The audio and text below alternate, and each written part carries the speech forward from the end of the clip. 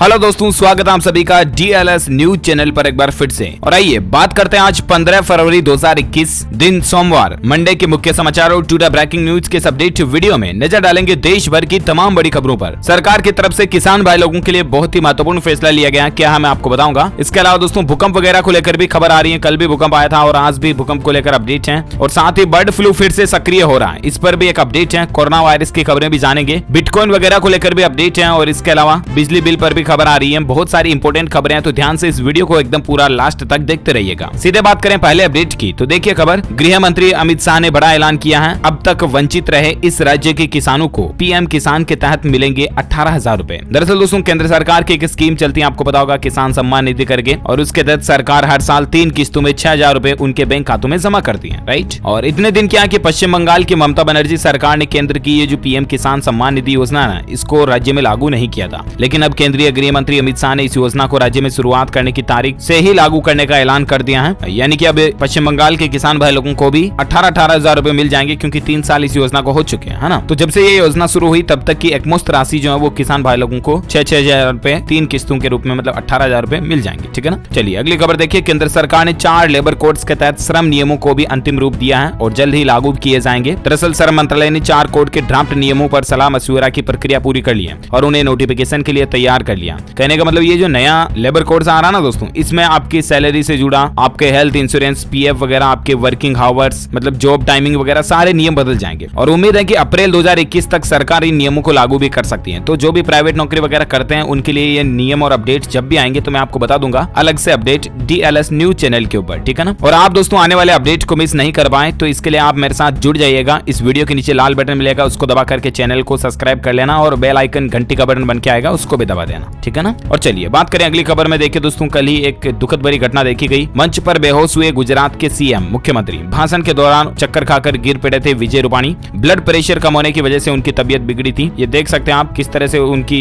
भाषण देते देते हुए मंच पर तबीयत बिगड़ गई और माइक को पकड़े पकड़े वो गिर गए। हम जल्द ही उनके स्वस्थ होने की कामना करते हैं। और चलिए अगली खबर देखिए, आपको पता होगा दोस्तों की 14 फरवरी जो है वो दिन था जिस दिन पुलवामा हमला हुआ था, जिसमें हमारे कई भारत के जो वीर सपूत शहीद हो गए थे। तो उस दिन के रूप में पीएम मोदी ने सभी शहीदों को नमन किया। एक बार फिर से 40 जवान शहीद हुए थे। और इसके अलावा उसी दिन पीएम मोदी ने हमारी इंडियन आर्मी को एक बड़ा तोहफा भी दिया। देखिए खबर आपकी, इंडियन आर्मी अब और भी ज्यादा बलवान हो चुकी है, क्योंकि कल ही प्रधानमंत्री नरेंद्र मोदी ने सेना को सौंपा 118 अर्जुन टैंक। ये देख सकते हैं आप, ये इस तरह का अर्जुन टैंक है जो बहुत ही पावरफुल है और इससे हमारी इंडियन आर्मी को मतलब और ज्यादा शक्तिशाली होने का मौका मिला है। और सबसे अच्छी बात तो ये पूरी तरह से स्वदेशी निर्मित है। आत्मनिर्भर भारत के तहत बनाई गई स्वदेशी निर्मित अर्जुन मुख्य युद्धक टैंक रविवार को भारतीय सेना को सौंप दिया गया। चेन्नई में आयोजित एक समारोह के दौरान इस अत्याधुनिक टैंक की सलामी भी स्वीकार की। रक्षा अनुसंधान विकास संगठन यानी DRDO के यहाँ स्थित युद्धक वाहन अनुसंधान एवं विकास प्रतिष्ठान की तरफ से निर्मित इस अत्याधुनिक टैंक का डिजाइन देश में ही तैयार और विकसित किया गया, जो कि वाकई में एक बड़ी ही गौरव की बात है। हमारी इंडियन आर्मी और ज्यादा पावरफुल हो चुकी है। और बाकी कल जो पुलवामा हमला वाला ही दिन था, उस दिन को याद करते हुए पीएम मोदी ने, अमित शाह गृह मंत्री ने शहीदों के बलिदान को फिर से भावपूर्ण याद किया। राहुल गांधी भी बोले कि देश आपका ऋणी है। ये ज्यादा जानकारी आप देख सकते हैं। अच्छा, साथ ही अगली खबर देखिए दोस्तों, पहली बार कोई भारतीय महिला बनी ऑक्सफोर्ड यूनिवर्सिटी छात्र संघ की अध्यक्ष। आखिर ये रश्मि सामंत कौन है, तो मैं आपको बता दूं, कर्नाटक की रहने वाली है रश्मि सामंत। और सबसे अच्छी बड़े ही गौरव की बात तो ये है दोस्तों कि ये ऑक्सफोर्ड यूनिवर्सिटी की छात्र संघ अध्यक्ष बनी है। मतलब कि आपको पता होगा कॉलेजों वगैरह में भी छात्र संघ के चुनाव होते हैं और कोई लड़का या लड़की चुनाव में छात्र संघ अध्यक्ष के रूप में चुना जाता है हर साल। लेकिन ये जो इंटरनेशनल लेवल पर यूनिवर्सिटी है ना, ऑक्सफोर्ड यूनिवर्सिटी, पहली बार कोई भारतीय लड़की इसकी छात्र संघ अध्यक्ष बनी है। हमारे भारत के लिए बड़े ही गौरव की बात भी है कि भारत की, हिंदुस्तान की बेटियां, लड़कियां देश और दुनिया में कितना नाम रोशन कर रही हैं, कितने अच्छे अच्छे पद पर जा करके, राइट। तो सच्चे हिंदुस्तानी इंडियंस होने के नाते इस बात पर एक लाइक तो बनता है यार। इस भारत की बेटी के लिए एक लाइक ठोक दीजिए इस वीडियो पर फटाफट से, और कमेंट बॉक्स में बेस्ट ऑफ लक रश्मि सामंत आप लिख सकते हैं। और चलिए बात करें अगली खबर में, तो देखिए दोस्तों पीएम मोदी ने कल ही तमिलनाडु और केरल राज्य को करोड़ों की परियोजनाओं की सौगात भी दी और उन्होंने इस मौके पर कहा कि भारत का होने वाला यह है दशक। जी हाँ, दरअसल दोस्तों पीएम नरेंद्र मोदी ने रविवार को तमिलनाडु और केरल राज्य को करोड़ों रुपए की नई परियोजनाओं की सौगात दी। सबसे पहले तो उन्होंने तमिलनाडु में चेन्नई मेट्रो रेल के पहले चरण के विस्तार का उद्घाटन करने के साथ ही और कई अलग अलग क्षेत्रों की करोड़ों रुपए की परियोजनाओं का शिलान्यास किया। और इसके बाद पीएम मोदी केरल पहुंचे और वहां उन्होंने कोच्चि में BPCL के पेट्रोकेमिकल परिसर को भी राष्ट्र को समर्पित किया और अन्य कई परियोजनाओं की भी शुरुआत की। और सबसे अच्छी बात है कि इस मौके पर पीएम मोदी ने कहा कि इस साल का बजट सुधारों के प्रति सरकार की प्रतिबद्धता को दर्शाता है। विश्व बड़े उत्साह और सकारात्मकता के साथ भारत की ओर देख रहा। भारत की 130 करोड़ की जनता के कठिन श्रमिक की बदौलत यह दशक भारत का होने वाला है, तो ये भी अच्छी बात है वाकई में। और साथ ही अगली खबर देखिए दोस्तों, खुशखबरी है। दिल्ली सरकार का बड़ा ऐलान है, इलेक्ट्रिक ऑटो, ई रिक्शा और ई कार्ड खरीदने पर अब ज्यादा सब्सिडी मिलेगी। जी हाँ, क्योंकि आपको पता होगा कि दिल्ली में प्रदूषण वगैरह की बहुत ज्यादा समस्या आपको पता ही है राजधानी दिल्ली में, और इसीलिए सरकार ये चाहते हैं कि पेट्रोल डीजल के वाहन कम हो, क्योंकि पेट्रोल डीजल के वाहनों से जो पीछे धुआं निकलता है उनसे पॉल्यूशन और ज्यादा बढ़ता है, राइट। तो ऐसे में सरकार चाहते हैं कि ज्यादा से ज्यादा इलेक्ट्रिक वाहन खरीदे लोग बाग, और इसीलिए दिल्ली सरकार ने दोपहिया और तिपहिया वाहनों के लिए सब्सिडी का ऐलान कर दिया। ई रिक्शा पर 30,000 रुपए तक की सब्सिडी मिलेगी, और इसके अलावा अगर आप 4 व्हीलर वगैरह भी खरीदते हैं तो उस पर भी सब्सिडी आपको ज्यादा मिलेगी। जानकारी आप देख सकते हैं। चलिए साथ ही अगली खबर है दोस्तों, दिल्ली में 50 रुपए महंगा हुआ रसोई गैस सिलेंडर, आज से ही नई कीमतें लागू हो चुकी है। जी हाँ, राजधानी दिल्ली को लेकर और एक खबर है दोस्तों की दिल्ली में 14 किलो 200 ग्राम वाला जो LPG रसोई गैस सिलेंडर है ना, उसके दाम 50 रुपए बढ़ गए हैं। नई कीमतें सोमवार दोपहर 12 बजे के बाद से लागू हो जाएगी, यानी कि अगर आज भी आप गैस सिलेंडर लाना चाहते हैं तो 12 बजे पहले ला सकते हैं, 50 रुपए आपको सस्ता मिलेगा। और कीमत में बढ़ोतरी के बाद अब जो 14 किलो 200 ग्राम वाला रसोई गैस सिलेंडर है वो 769 रुपए प्रति सिलेंडर इसकी रेट हो चुकी है। ओके, और बाकी कॉमर्शियल रसोई गैस सिलेंडर की रेट क्या चल रही है, तो अभी आप देख सकते हैं कि 1 फरवरी को ही इसके रेट बढ़े थे, 190 रुपए की बढ़ोतरी हुई थी। और उसके बाद 19 किलो वाला रसोई गैस सिलेंडर का भाव अभी दिल्ली में 1533 है, कलकत्ता में 1598, मुंबई में 1482, चेन्नई में 1649 वगैरह वगैरह। ओके, साथ ही अगला अपडेट देखिए दोस्तों, कर्नाटक राज्य में खुलेगी टेस्ला की पहली मैन्युफैक्चरिंग यूनिट, राज्य सरकार ने भी इसकी पुष्टि कर दी है। आपको बता होगा पिछले कुछ दिनों से मीडिया में ऐसी खबरें आ रही कि टेस्ला कंपनी जो अपनी इलेक्ट्रिक कारों का कारोबार अब भारत में भी शुरू करने जा रही है, राइट। तो ऐसे में भारत में कौन से राज्य में ये फैक्ट्री लगेगी वगैरह वगैरह इसकी जानकारी भी आ चुकी है। कर्नाटक राज्य में टेस्ला कंपनी अपने कारोबार की शुरुआत करने जा रही है, और यहाँ तक कि खुद कर्नाटक की राज्य सरकार द्वारा यह पुष्टि की गई है। और सबसे अच्छी बात यह दोस्तों कि भारत में टेस्ला के आने से तकरीबन 3 लाख लोगों के लगभग लोगों को रोजगार मिलेगा, 3 लाख के लगभग, है ना। और कर्नाटक के मुख्यमंत्री ने भी एक बड़ी बात कही इस मौके पर। कर्नाटक सीएम ने खुद कहा दोस्तों की टेस्ला कंपनी अपनी मैन्युफैक्चरिंग यूनिट कर्नाटक की राजधानी बेंगलुरु में लगाएगी। उन्होंने कहा कि राज्य के तुमकुर जिले में एक इंडस्ट्रियल कॉरिडोर भी बनाया जाएगा, जिसकी लागत तकरीबन 7,700 करोड़ रुपए आएगी, और इससे 3 लाख के लगभग लोगों को रोजगार मिलेगा। तो ये वाकई में अच्छी बात है, भारत का विकास होगा, डेवलपमेंट होगा, GDP बढ़ेगी। चलिए साथ ही अगली खबर देख सकते हैं, मेघालय राज्य में रोजाना 7 घंटे रहेगी बिजली गुल, इस कारण बिजली कंपनी को करना पड़ा ऐलान। जी हाँ, मेघालय राज्य में दोस्तों बिजली सप्लाई करने वाली कंपनी ने रविवार से रोजाना 7 घंटे पावर कट करने का ऐलान किया। कंपनी ने लोड शेडिंग को इसका कारण बताया है। मेघालय बिजली निगम लिमिटेड के वरिष्ठ अधिकारी ने बताया कि ये पावर कट 3 अलग अलग शिफ्ट में किया जाएगा। दरअसल सरकारी कंपनी जो बिजली कंपनी है उस पर काफी बकाया होने के कारण राज्य को पर्याप्त बिजली उपलब्ध नहीं हो पा रही है। निगम पर power grid corporation India limited का 74.65 करोड़ रुपए का ट्रांसमिशन शुल्क बकाया है, और इसके कारण सरकार से भी मदद मांगी है इस कंपनी ने, और लोगों को मेघालय राज्य में कुछ बिजली कटौती का सामना करना पड़ सकता है। ओके, चलिए साथ ही अगला अपडेट है दोस्तों, भारतीय स्टेट बैंक SBI ने करोड़ों ग्राहकों को छूट दी है। अगर आप दोस्तों SBI के खाता धारक हैं, ठीक है ना, और अभी वैलेंटाइन डे वगैरह का भी सीजन चल रहा है, हालांकि वैलेंटाइन डे कल ही निकल चुका था, लेकिन आजकल भी माहौल सीजन डेज तो वही है ना। तो ऐसे में SBI जो है वो ये ऑफर निकाले दोस्तों की अगर आप SBI योनो ऐप का इस्तेमाल करते हुए ऑनलाइन शॉपिंग करते हो, खरीदारी वगैरह करते हो ना, तो एक तो आपको IPZ.com पर योनो के माध्यम से खरीदारी करने पर 20% की छूट मिलेगी, 20% डिस्काउंट है। इसके लिए कूपन कोड है IGPSBI, और उसके बाद आपको सीधा 20% डिस्काउंट मिल जाएगा, TNC अप्लाई। और इसी प्रकार जूम पर खरीदारी करने पर आपको 35% तक डिस्काउंट मिल रहा है वगैरह वगैरह। ये देख सकते हैं SBI की तरफ से अलग अलग गिफ्ट वाउचर और प्रोमो कोड भी दिए हुए हैं। चलिए साथ ही अगली खबर दोस्तों, बैंक की जब बात हो रही है ना, तो बैंकिंग न्यूज के तहत और एक अपडेट ये आ रहा कि FD में इन्वेस्ट अगर आप करना चाहते हैं तो आपके लिए अच्छी खबर है। दरअसल भारतीय स्टेट बैंक, SBI और केनरा बैंक सहित कई बैंकों ने FD पर मिलने वाले ब्याज में बदलाव किया, और अब FD कहां कराना फायदेमंद रहेगा, कौन सा बैंक FD पर कितनी ब्याज दरें दे रहा, तो ये एक चार्ट देख सकते हैं आपकी 1 साल की FD पर कौन सा बैंक क्या रेट दे रहा है। सबसे ज्यादा हाईएस्ट रेट दे रहा है यूनियन बैंक और बैंक ऑफ इंडिया, दोनों 5.25% के आपको इंटरेस्ट रेट देंगे 1 साल की FD पर। उसके बाद पंजाब नेशनल बैंक 5.20 की दे रहा है, केनरा बैंक भी 5.20, बैंक ऑफ बड़ौदा 4.90 वगैरह वगैरह। ICICI, HDFC, SBI, Kotak Mahindra bank, IDFC, first bank, सभी की रेटें आप यहाँ चार्ट में देख सकते हैं 1 साल की FD, ठीक है ना। और बाकी 2 साल की FD पर, 3 साल की FD पर कितना क्या ब्याज रहेगा, तो इसकी भी भी जानकारी यहाँ पर आपको कंप्लीट इन्फॉर्मेशन अलग अलग टेबल में देखने को मिल जाएगी। तो आप वीडियो को पॉज करके देख सकते हैं। कहने का मतलब कुल मिलाकर के SBI, HDFC, ICICI और बैंक ऑफ बड़ौदा सहित सभी बैंकों के जो FD के स्पेशल ऑफर है ना, कई सारे बैंकों की ये ऑफर 31 मार्च 2021 तक के लिए अवेलेबल है। तो मैंने आपको ये कंप्लीट इन्फॉर्मेशन बता दिया। ओके, साथ ही अगली खबर देखिए दोस्तों, वाहन मालिकों के लिए भी पंजाब नेशनल बैंक एक खास मौका लेकर आया। दरअसल 15 तारीख आज हो चुकी है और आज से फास्टैग वाला नियम कंपलसरी हमारे देश में लागू होने जा रहा है, ये तो आपको पता ही होगा, राइट।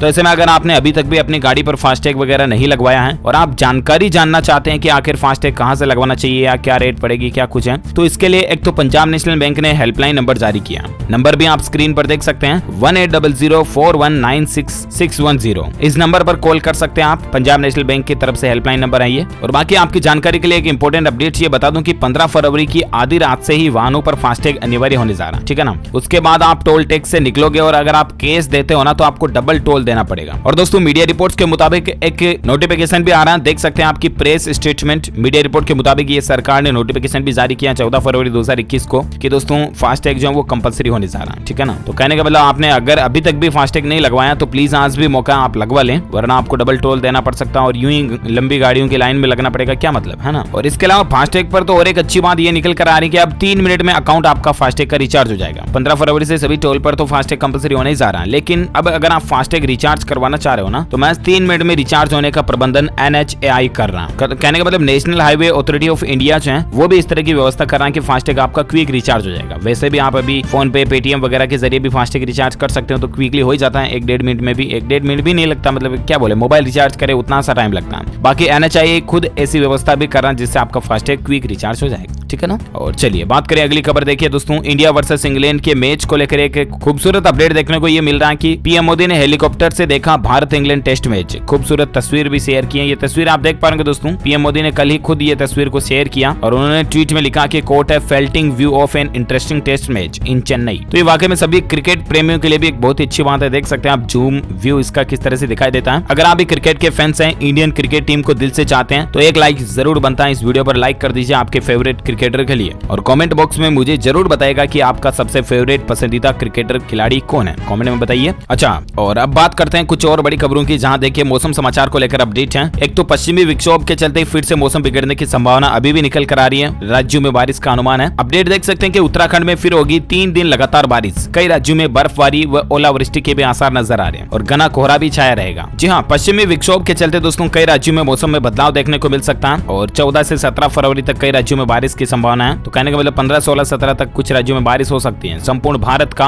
आज 15 फरवरी 2021 का मौसम पूर्वानुमान आखिर क्या कहता है, तो देख सकते हैं अगले 24 घंटों के दौरान उत्तर पश्चिम भारत के मैदानी इलाकों और गंगा के मैदानी भागों में कोहरा छाया रहेगा। पंजाब, हरियाणा और दिल्ली, उत्तर प्रदेश ये राज्य प्रभावित हो सकते हैं और बाकी उत्तराखंड और गंगीय पश्चिम बंगाल में भी मध्यम से घना कोहरा देखने को मिल सकता है। असम, अरुणाचल प्रदेश और अंडमान निकोबार द्वीप समूह में 1-2 स्थानों पर हल्की बारिश होने की संभावना है। दिल्ली NCR में हवा की गति कम होने के कारण प्रदूषण बढ़ेगा और कई स्थानों पर वायु गुणवत्ता सूचकांक खराब होने से बेहद खराब श्रेणी में भी पहुंच सकता है। तो ये रहा आज का वेदर अपडेट, मौसम समाचार। और वहीं दोस्तों और एक खबर आप देख सकते हैं, देवभूमि में सन्नाटा है, शांति नहीं। उत्तराखंड में अभी 58 बांध जो है वो प्रस्तावित हैं। 28 लाख लोग प्रभावित होंगे। पहाड़ों को 1500 किलोमीटर और खोखला करेंगी सुरंगें। उत्तराखंड राज्य में जो हाल ही में आपदा आई उसके बाद ये कुछ नया अपडेट है, जानकारी आप देख सकते हैं इसके बारे में। और चलिए बाकी पेट्रोलियल की कीमतों को लेकर खबर देख पा रहे कि पेट्रोल की कीमत 99 रुपए से भी ऊपर पहुंच चुकी है कई जगहों पर। राजधानी दिल्ली में पेट्रोल 88 रुपए प्रति लीटर चल रहा, तो मुंबई में 95 के पार पहुंच चुका। 2021-21 में 5 रुपए तक महंगा हुआ है। और भी कहां किन राज्यों में क्या पेट्रोल और डीजल की रेट लिस्ट चल रही है, तो आप ये ग्राफ में चार्ट में आंकड़ा भी देख सकते हैं। चलिए साथ ही अगली खबर दोस्तों, कोरोना वायरस से संबंधित कुछ अपडेट है। देखिए, एक तो वैज्ञानिकों का कहना है कि मास्क के अंदर की नमी और कोरोना संक्रमण की गंभीरता को बढ़ा सकती है। कहने का मतलब मास्क अगर अपन बहुत लॉन्ग टाइम तक लगाए रखते हैं ना, तो मास्क के अंदर जो नमी होती है वो कोरोना वायरस को और ज्यादा गंभीर कर सकती है, बढ़ा सकती है। इसलिए कहने का मतलब ये है कि आप नमी वाला मास्क यूज ना करें, बिल्कुल सूखा मास्क यूज करें। ओके, और एक खबर देखिए दोस्तों, राजधानी दिल्ली में सभी हेल्थ केयर वर्कर्स इस तारीख तक ले लें कोविड वैक्सीन की पहली डोज, क्योंकि इसकी डेडलाइन भी घोषित हो चुकी है। कहने का मतलब दिल्ली में सभी हेल्थ केयर वर्कर्स के लिए स्वास्थ्य एवं परिवार कल्याण विभाग की ओर से नोटिस जारी किया गया, जिसमें उनसे 20 फरवरी तक कोविड वैक्सीन लगवाने की बात कही गई है। यानी 20 फरवरी की लास्ट डेट हो सकती है हेल्थ केयर वर्कर्स के लिए कोविड वैक्सीन लगाने की राजधानी दिल्ली में। ओके,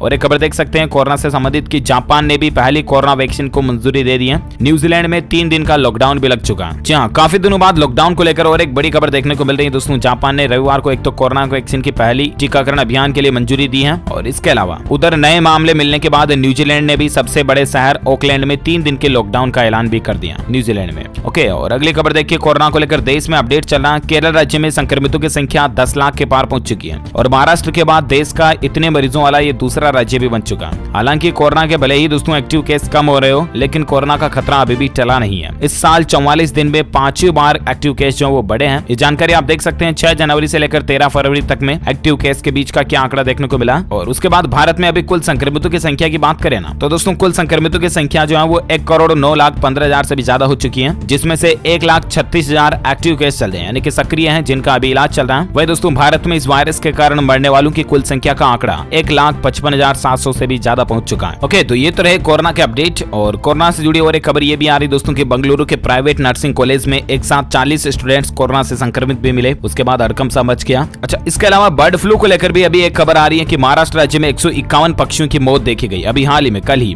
नमूने जांच के लिए भेजे गए हैं। दरअसल एवियन इन्फ्लुएंजा के डर के बीच महाराष्ट्र में शुक्रवार को 151 पक्षी मृत मिले, जिनके नमूने जांच के लिए भेजे गए। पशुपालन विभाग के एक अधिकारी ने शनिवार को कहा कि मृत पक्षियों में बुल्ढाना, अमरावती और जलगांव से 134 कुक्कुट पक्षी भी शामिल हैं। तो कहने का मतलब अभी जो बीच में कुछ दिनों पहले आपको पता होगा कि बर्ड फ्लू का मसला देखा गया और अब वापस ये महाराष्ट्र में फिर से ये मामला देखा गया। अब तक दोस्तों 12 से भी ज्यादा राज्यों में बर्ड फ्लू के मामलों की पुष्टि हो चुकी है। जिन राज्यों में कौन कौन से राज्य शामिल है तो आप देख सकते हैं, मध्य प्रदेश, हरियाणा, महाराष्ट्र, छत्तीसगढ़, हिमाचल प्रदेश, गुजरात, उत्तर प्रदेश, उत्तराखंड, दिल्ली, राजस्थान, जम्मू कश्मीर और पंजाब। इनमें कई तरह के कौवे और मुर्गियां वगैरह ये मिली, जिनमें की इन्फ्लुएंजा बर्ड फ्लू वायरस की पुष्टि हुई है। तो कहने का मतलब आप अभी भी सावधान रहें और मुर्गियों वगैरह के आप अगर अंडे वगैरह, चिकन वगैरह खाते तो अच्छे से उबाल पका के ही खाएं, ठीक है ना। अच्छा, इसके अलावा किसान आंदोलन को लेकर खबर चली दोस्तों की किसान आंदोलन का 81वां दिन देखिए। राकेश टिकैत का केंद्र सरकार पर वार देखा गया। कहा कि सरकार किसी की भी हो, किसानों की पॉलिसी पर तो हम ही बात करेंगे, हल बिना सब सून। देखिए जरा, किसान आंदोलन को आज तक 81 दिन कंप्लीट हो चुके हैं, आज 82वां दिन चल रहा है। और इस बीच भारतीय किसान यूनियन के नेता राकेश टिकैत ने हरियाणा के करनाल में आयोजित किसान महापंचायत के दौरान केंद्र सरकार को बोला कि चाहे सरकार किसी की भी क्यों ना हो, किसानों के लिए जो भी नियम कानून कायदे बनेंगे वो किसानों के हक से ही बनेंगे। ये कहने का मतलब रहा। और बाकी किसान भाई लोग जो लगातार आंदोलन पर बैठे हुए हैं अपने 3 कृषि कानूनों को रद्द कराने के लिए, लेकिन अभी तक भी उनकी प्रॉब्लम का सोल्यूशन सरकार की तरफ से नहीं हुआ। और देखते हैं कि आखिर सरकार और किसानों के बीच कब तक बातचीत होती है और कब तक इसका सोल्यूशन देखने मिलता है। जो कोई भी अपडेट आएगा मैं आपको बता दूंगा DLS न्यूज के माध्यम से। ओके, फिलहाल नजर डालते देश से जुड़ी कुछ और बड़ी खबरों में अपडेट देखिए। उत्तर प्रदेश के मुख्यमंत्री योगी आदित्यनाथ ने मथुरा को 411 करोड़ रुपए की सौगात दी है। और इसके अलावा दिल्ली की केजरीवाल सरकार को लेकर भी उन्होंने बड़ी बात कही है। दरअसल कल ही मुख्यमंत्री योगी आदित्यनाथ ने वृंदावन में मथुरा के विकास के लिए 411 करोड़ रुपए अलग से बजट निकाला है। वही दोस्तों ये ऐलान करते हुए सीएम योगी आदित्यनाथ ने यमुना नदी का जिक्र किया और यमुना के प्रदूषित हो रहे जल को लेकर दिल्ली सरकार पर निशाना भी साधा। उन्होंने कहा कि अगर कानपुर में नमामि गंगा कार्यक्रम के तहत गंगा निर्मल हो सकती है तो दिल्ली सरकार की यमुना जी निर्मलता के लिए कार्य क्यों नहीं कर सकती।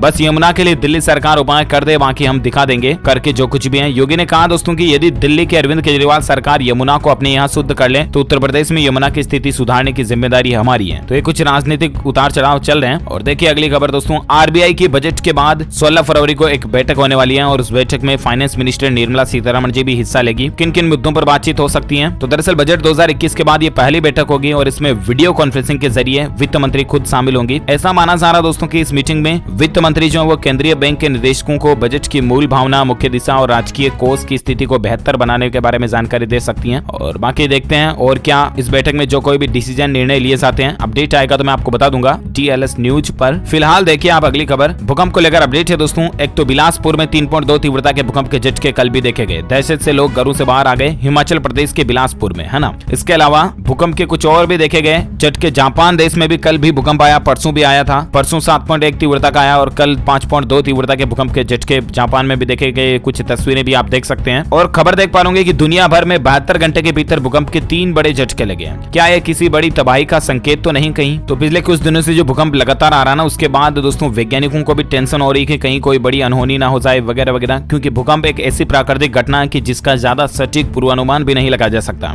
जिस तरह से अभी बारिश, सर्दी, गर्मी का मौसम का तो पूर्वानुमान लगाया जा सकता है, लेकिन भूकंप का पूर्वानुमान लगाना भी थोड़ा मुश्किल है। और बाकी देखते हैं आगे और क्या अपडेट आता है, मैं आपको बता दूंगा खबरें। फिलहाल देखिए आप अगली खबर दोस्तों, इरडा जो है ना, insurance regulatory development authority of India, उसने इंश्योरेंस कंपनियों को कहा कि ग्राहकों को डिजी लॉकर के जरिए डिजिटल इंश्योरेंस पॉलिसी दी जाए। इसमें क्लेम प्रोसेसिंग में तेजी आएगी, क्योंकि डिजी लॉकर से उपभोक्ताओं को क्या क्या लाभ मिलेंगे ये आप देख सकते हैं ये तस्वीर में, कि इंश्योरेंस पॉलिसी की डिलीवरी ना होने की समस्या दूर हो जाएगी, पॉलिसी से जुड़े विवादों और फ्रॉड में कमी आएगी, इंश्योरेंस क्लेम की प्रोसेसिंग, फंड सेटलमेंट में भी तेजी आएगी और उपभोक्ताओं को समय पर ऑथेंटिक डॉक्यूमेंट भी मिलेंगे। तो कहने का मतलब है कि आपके इंश्योरेंस पॉलिसी से जुड़े और काम जो है ज्यादा आसान होने जा रहे हैं, अच्छी बात है। और बाकी रेलवे के डेवलपमेंट को लेकर खबर है दोस्तों कि आजादपुर मेट्रो स्टेशन पर बनेगा ट्रिपल इंटरचेंज, हजारों यात्रियों का इससे कीमती समय भी बचेगा। दिल्ली मेट्रो से हजारों लोग रोजाना सफर करते हैं और कई यात्रियों को घर पहुंचने में देरी लग जाती है क्योंकि सभी स्टेशन पर इंटरचेंज की सुविधा नहीं होती है। लेकिन अब DMRC जो है उसने बड़ा फैसला लिया है, इंटरचेंज की सुविधा शुरू करने जा रहा है आजादपुर स्टेशन से ही, अच्छी बात है। और साथ ही अगली खबर देख सकते हैं, OTT प्लेटफॉर्म के लिए भी सेंसरशिप अपने गाइडलाइंस लागू करने जा रही है। OTT यानी कि जो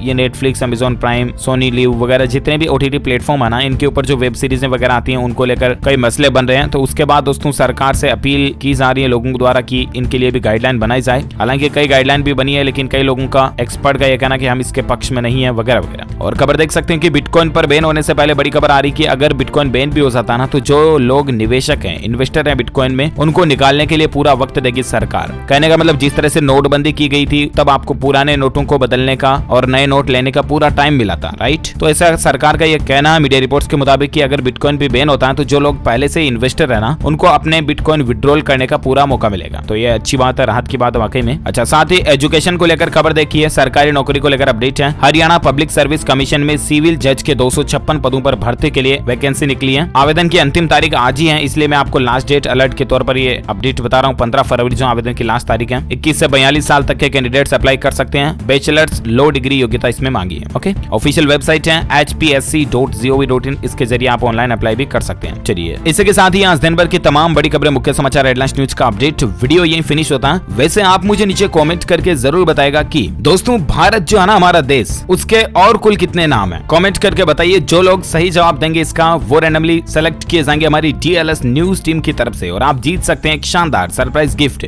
जो कि गिव अवे के रूप में आप तक पहुंचा दिया जाएगा। तो कमेंट में बताओ दोस्तों कि भारत को और किन किन नामों से भी जाना जाता है। और इस वीडियो को लाइक करना, शेयर भी करना अपने दोस्तों के साथ फेसबुक और व्हाट्सएप पर जरूर शेयर कीजिएगा। और साथ ही DLS न्यूज चैनल को नीचे लाल बटन दबा करके सब्सक्राइब कर लेना और पास में छोटा सा बेल आइकन मिलेगा, उसको भी दबा देना। इससे होगा ये कि आपको रोजाना काम की खबरें तुरंत आपके मोबाइल पर मिलती रहेगी। ओके, मिलेंगे अगले नेक्स्ट वीडियो में, तब तक के लिए thank you, take care, good bye, जय हिंद, जय भारत, वंदे मातरम।